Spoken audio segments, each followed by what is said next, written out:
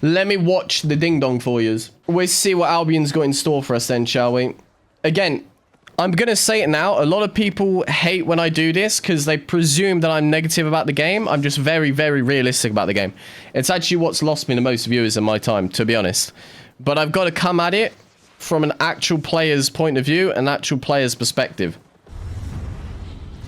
I've got to be realistic, okay?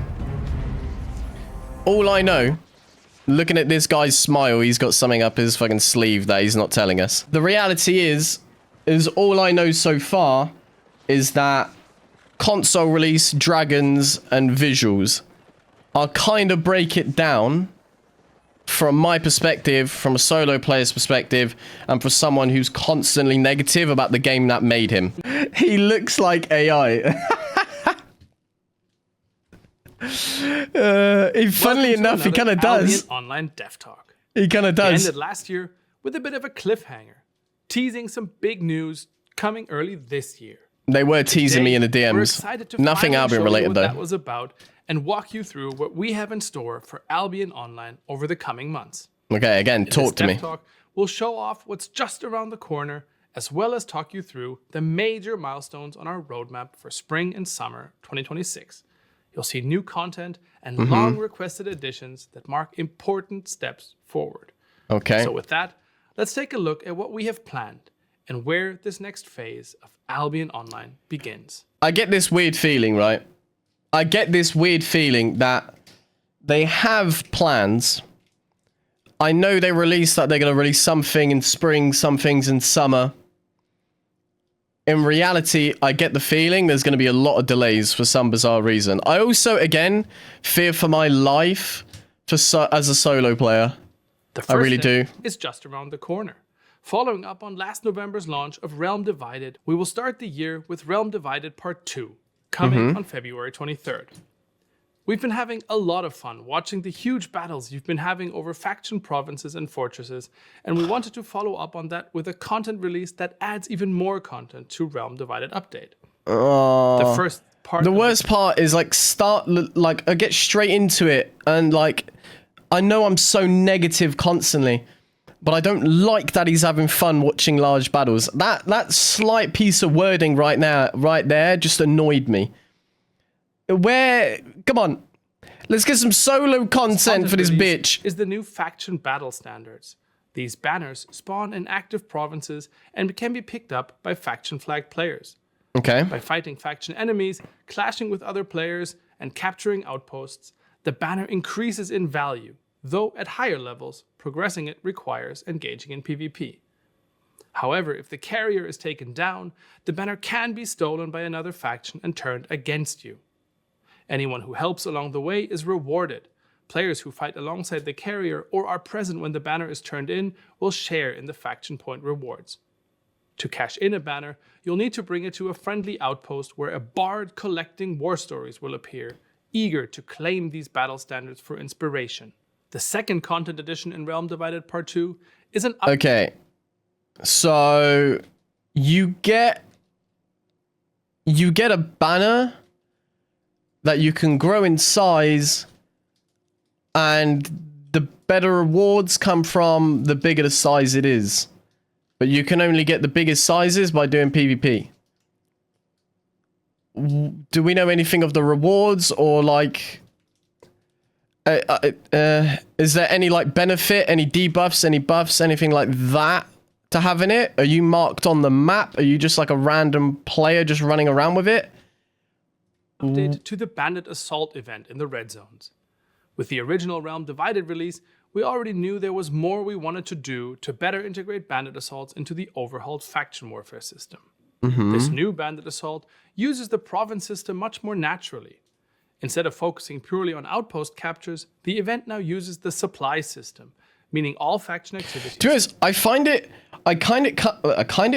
of find it weird that we're getting back-to-back updates for faction warfare, and we kind of said this already, but I feel like with Albion, it's very rare to see like how popular the game actually is, and you don't realistically feel like you're almost playing an MMO. A lot of times it just feels like a horse riding simulator where you're just running around you know, by yourself, just clearing camps, and then all of a sudden, like 30, 40 minutes in, you get ganked by a 20-man group. In reality, faction warfare is the only content that's realistically made the game recently look populated. And that's probably why, from like their perspective, it's gonna more than likely be the main focused content, like kind of back when Albion first started. Because now what they can do is they can drive a shit ton of players to a certain type of content, and it makes the game look a lot more populated than it actually is. Because in reality, we kind of said it before, where with faction warfare, how it is right now, you feel like you're actually playing an MMO again. Whereas, you know, before, it felt like you were just exploring an open world by yourself and then random player encounters.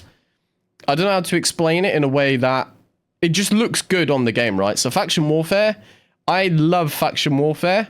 I would, again, want to see slight changes towards making it viable for everyone. Because in reality, once again, solo players are going to make up the majority of the player base. And if they keep pushing them towards group content, and again, like I don't know if it said you're rewarded for being in a group when you're holding that banner, or if it was just like anybody with you, like if the rewards are higher. I imagine, once again, just like the camps, with the banners, the rewards are going to be higher the more players you have there, which is something I kind of fear from a solo player perspective, where I feel like, sure, if your bread and butter is to focus entirely on group content, like large scale content, that's what you love about the game, by all means push in that direction, but don't forget about the majority of the player base that's actually keeping the game alive. Like, as creators, you kind of see the statistics that they probably don't quite understand, and it's the fact that most people, from a content creator's perspective, don't want to watch large scale or group content. Most people are solo players, so they want the ins and outs of playing a solo player build, solo player content. Most people kind of want to see that, and I don't want to see them push fully in the direction of just going all out saying, we're going to reward you for playing as a group, kind of like they've done in the past. I want there to be a lot of versatility in the content, but also loot and rewards that are spread depending on the group size, whether you're solo, small scale, or a large group.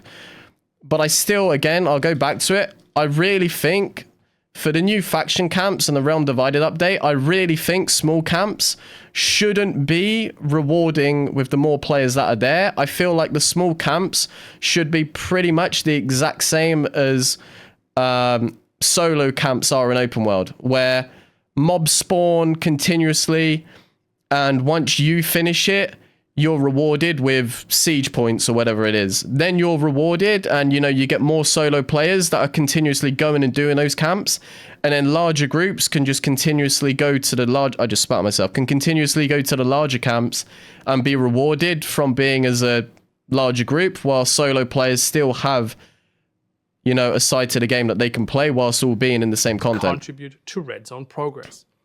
Factions are ranked based on how much supply they generate, making participation in all faction warfare activities matter for the outcome of the event.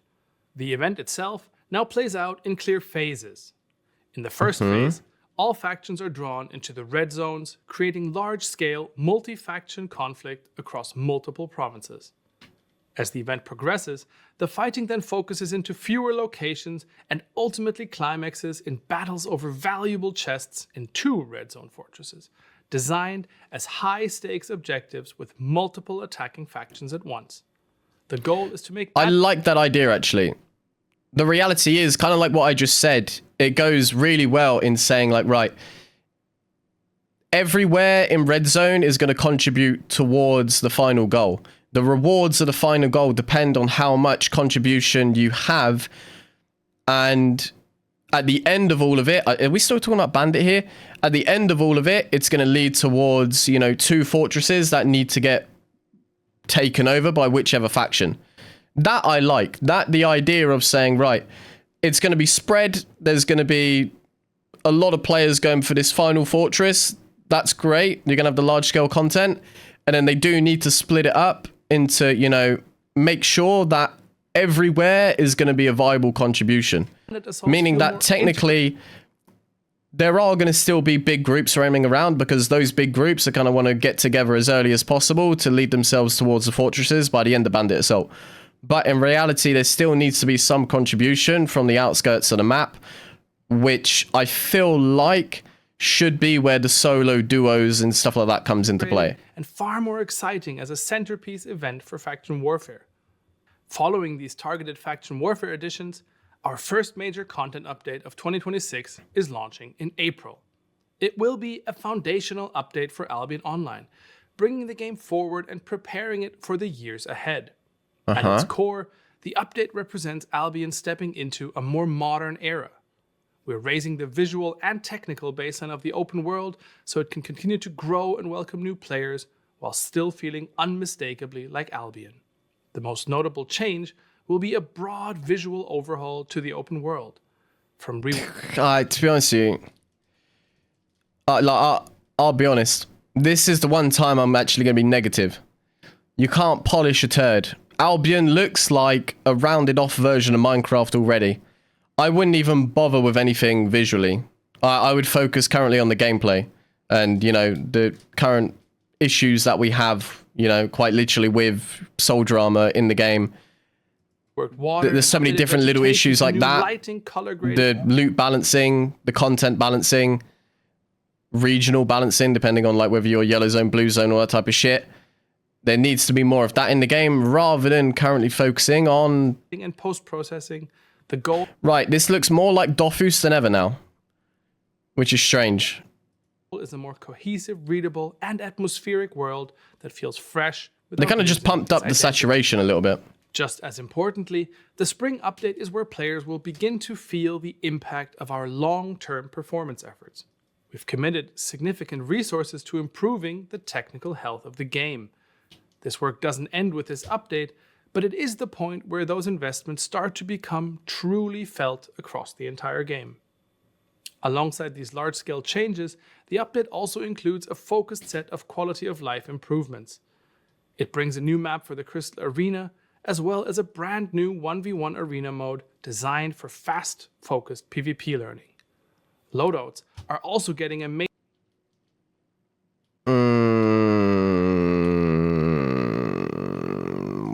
Why are we bringing in 1v1 arena?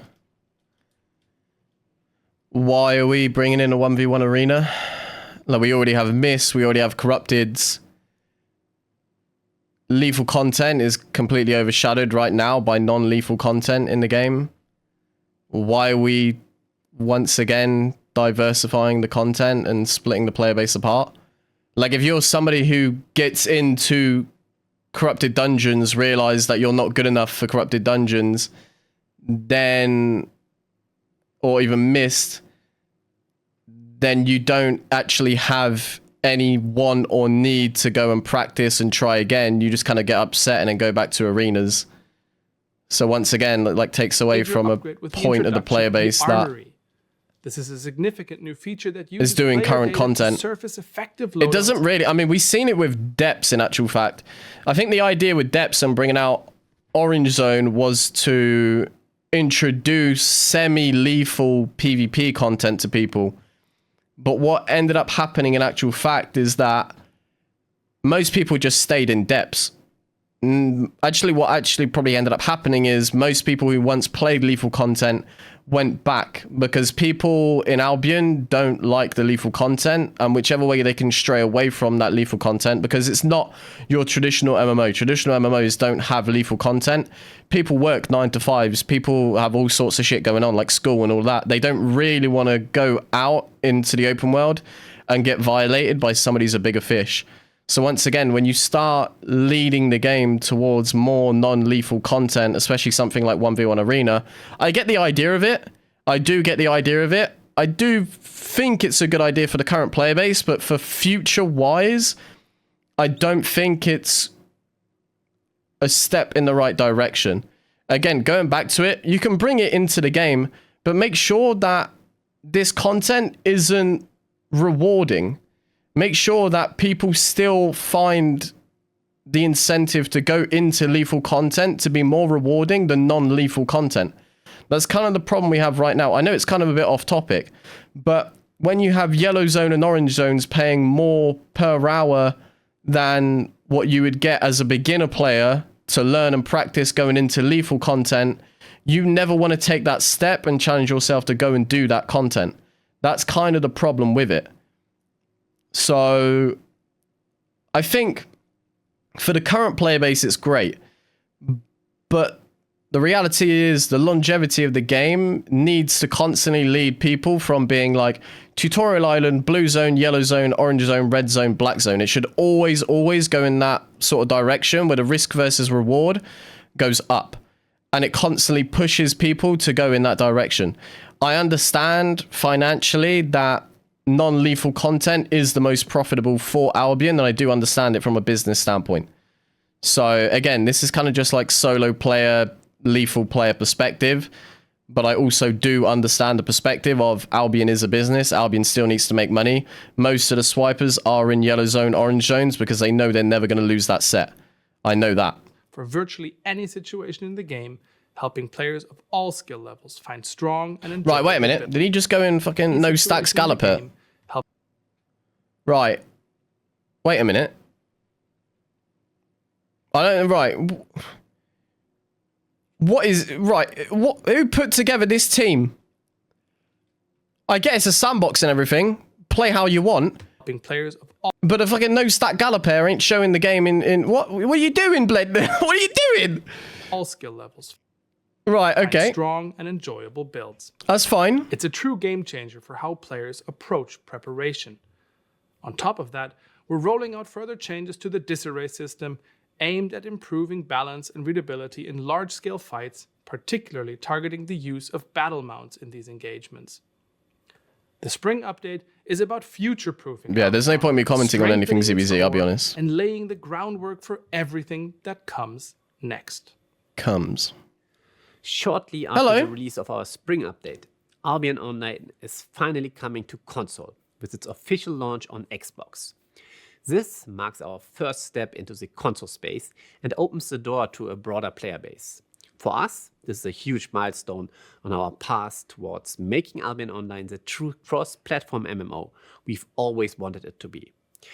Okay, I've already said this 1,000 times on stream because as a creator, I've already been hinted at the console release like months ago, right? Kind of half the reason as to why I made the console video. Two things. Number one, console release is so good for the game if they do it right. The reality of it is that having played controller, I know that a controller player is never, ever going to be able to compete with a PC or even mobile player. Like, it's just not possible. I played controller in my life for 15 years. The only thing that saved me during that video was the fact that I have experience in Albion. I managed to do a 1v4 on controller, but it wasn't because controller's busted. It's the fact that the players I did that 1v4 against were shit, but also the fact that I have a lot of experience.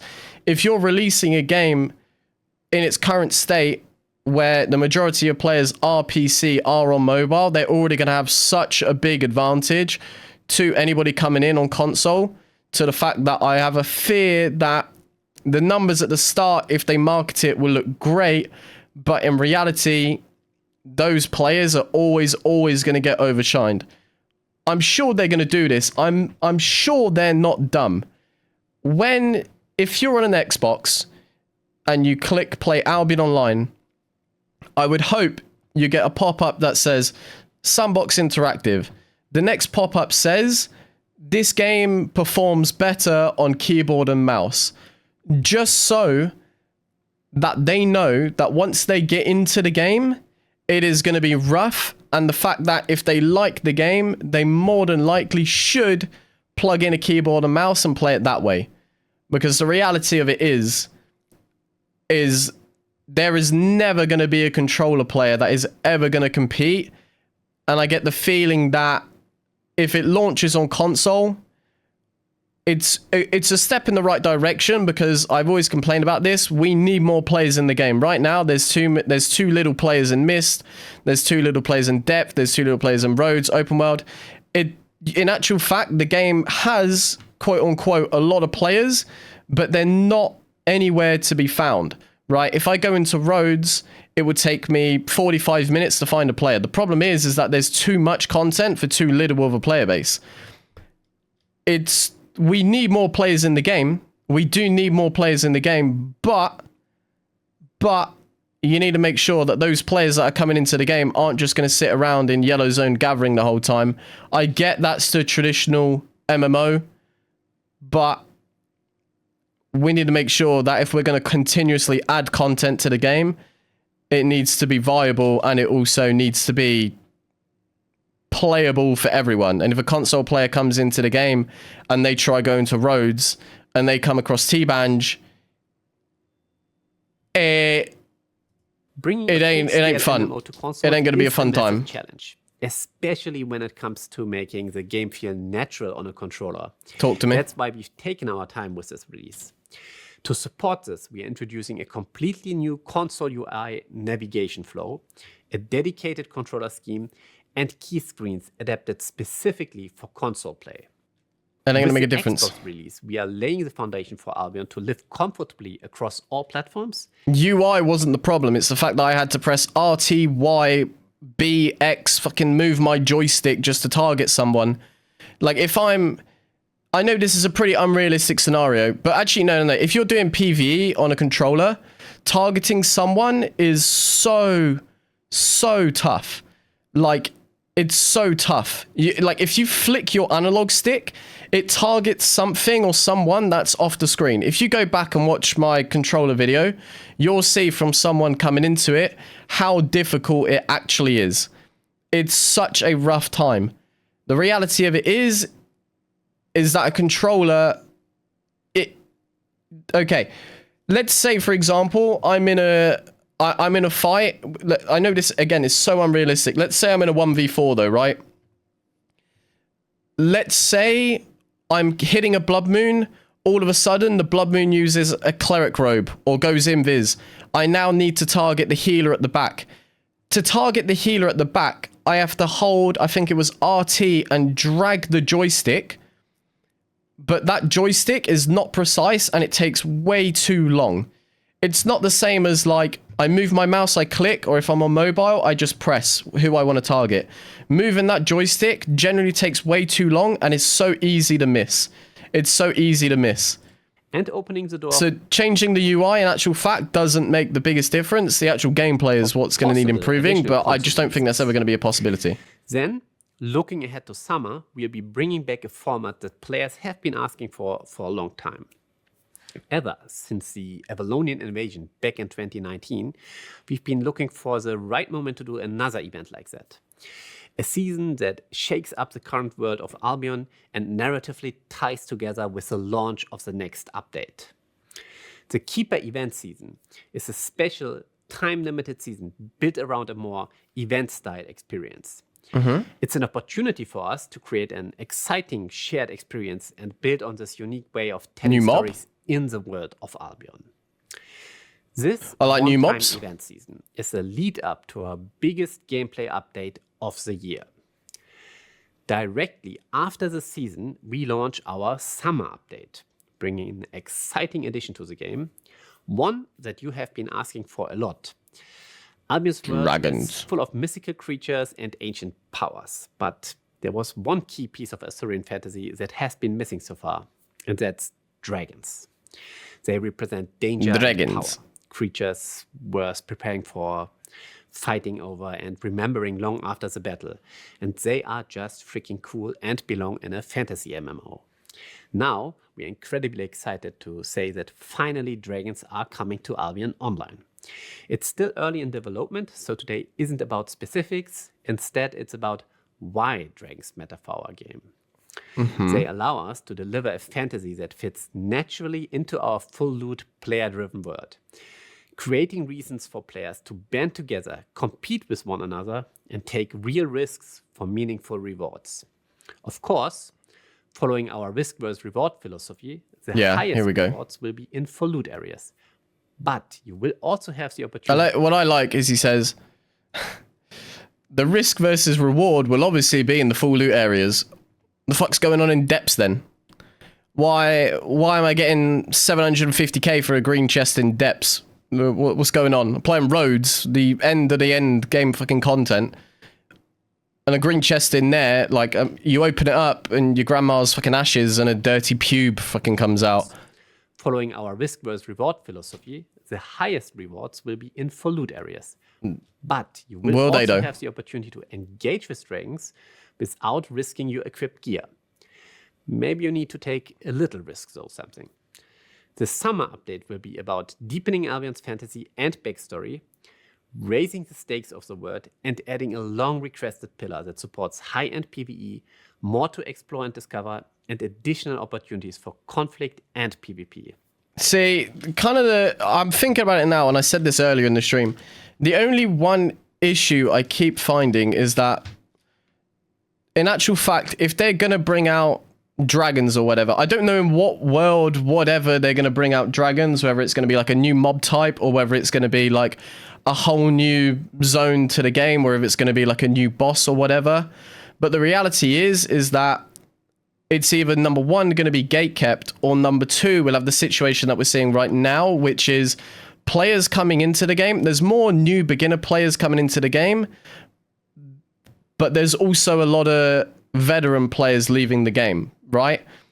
And the reality is that those new players coming into the game, when they go out and they do something, they see dragons, they're all excited. They're like, okay, Albion's got dragons, let's go and do it. And they get violated completely because it's too difficult, or the PvP in those areas are too hard. Kind of like we see with roads right now. And then all of a sudden, they feel like they never truly can go anywhere. They just once again go back to playing yellow zone, blue zones, orange zones, whatever. There needs to be like, again, my main concern is, right, if we're going to make these goddamn dragons in the game, whatever it may be, it needs to have entry level, intermediate, and expert levels for whatever you do. The reality, again, for something like what seemingly was the right idea with roads, giving like tier 4, tier 6, tier 8 roads, where tier 4 roads you would only find around blue zone, yellow zones. Like, the issue again is that those areas are kind of gatekept by the best players. And you will find a lot of shitters in there, but the problem is those shitters in there don't get a good enough experience, because when they go in to that area, the risk versus reward factor just isn't worth it. So if they're gonna, whatever, like, we don't know exactly whatever they're gonna bring out with these goddamn dragons or whatever, but again, like, a big issue that Albion has right now, and I'm saying this from like somebody who's being realistic, is the fact that the risk versus reward factor right now in Albion is probably the biggest issue that needs to be looked at ASAP before any of this content even comes out. Because, like what I said earlier, you want people to go from Tutorial Island, Blue Zone, Yellow Zone, Orange Zone, Red Zone, Black Zone, in that order. You don't want them to find the rewards to be better in a certain area. You want to build them up in terms of risk versus reward factor. And again, most players in Albion, most players in any MMO ever, don't give a shit how pretty the game looks, what the content is, whatever. It's just about numbers, where the most fame is, where the most silver is. So they can continuously bring out this content, but like we've seen with Mist was like a perfect opportunity for solo players to go out and fight amongst each other in a sort of battle royale scenario. The moment they drop the loot in Mist to make up for depths, nobody plays Mist anymore. So the biggest thing is, like, great, I absolutely love seeing that they're bringing out new content. I kind of want Albion to expand in every way, shape or form, so that players coming into the game, and even veteran players, have new expansions to go towards and have new things to do. But you need to make sure that the risk versus reward factor for whatever you do in Albion is always on point with whatever content you're playing. It's still a little way off, but we already can't wait to see how dragons will shape new stories in Albion. There's a lot ahead for Albion Online in 2026, and the milestones we've shared today are things we're genuinely excited about as a team. So I I actually don't know what this Avalonian raid thing was from 2019. There's no point in me even commenting on that. There is absolutely no point. Keeper event, it might be some type of goddamn instance raid Shadow Legends type content. I don't know. There's no point me commenting on it. I like the idea of it, but again, we need to make sure that there's enough players to sustain if we're bringing out new content in the game. That's one of my biggest concerns continuously is the last 3 years I've watched the game go from one server where everything was so goddamn populated, everything was great, it would take you 5-10 minutes to find your next fight, to now being split across 3 servers with, you know, 10 different types of contents for any group size to be able to do. And you're not finding the same player interactions for an MMO like you kind of should be. For a game that, you know, supposedly has 100k plus players, you're not finding enough interactions where once you get to a certain point in the game, things can stay exciting and continuous. At the same time, this roadmap does not represent everything we have planned for the year. There's more to come after Dragons, and we'll reveal an updated roadmap further down the line. We're looking forward to continuing this journey together with you. As always, we want to hear what you think. Let us know your thoughts, questions, and ideas in the comments below. We'll be reading through them and we'll be reacting to your feedback in a future video. Thanks for watching, and we'll see you in Albion. Anytime, Teamy Robin. So, again, I don't want it to seem like I'm coming at it from a negative standpoint. A lot of people get the impression that I'm constantly like negative towards Albion. I absolutely love Albion. I do absolutely love Albion. Albion is what made me as a content creator. I want to see Albion thrive for their sake, but also, goddamn, my sake, right? More players, more money. Bandit just fucking living life. But they need to make sure, again, based on like the things and like I've raised my concerns about continuously with Albion. A lot of people think I'm negative. The reality is that I come from a realistic standpoint in anything related to the game because I have genuine concern over the game's welfare, right? I want them to do well. The reality is it's kind of up to them to make sure that they're not steering too far in one direction and, you know, focusing too much on large-scale content, then keeping their focus simple with the risk versus reward factor of the game. They're making sure that, number one, right now we have a serious balancing issue where before soldier armor was used and abused by every single player in the game, no matter what content, it was only mercenary jacket and assassin jacket being used by like most players, you know, unless you're small scale or ZVZ. There needs to be like a median for balancing. That should be the main realistic concern right now. But to be fair, I am, for someone who's so British, monotone and blunt, I need to also be realistic, right? This is a good step in the right direction. It's kind of what players have been asking for. It does give everybody what they've been asking for. So maybe, just maybe, this new dev team is on point and I'm judging too early. But I am excited to see what they do with this. I will be honest. I am definitely excited to see where we have for the next coming year. Especially so with the console release.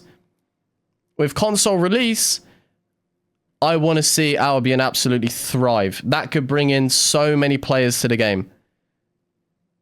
But we'll see, right? We'll see.